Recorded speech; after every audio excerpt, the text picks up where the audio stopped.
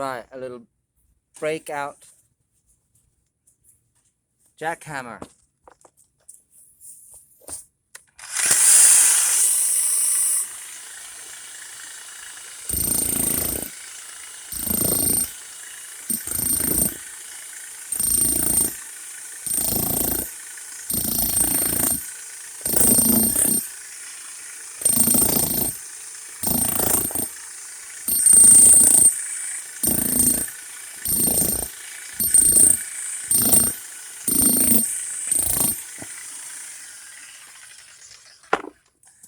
Well, that hardly needed much moving at all, so I'll go with the hammer and just take it out bit by bit.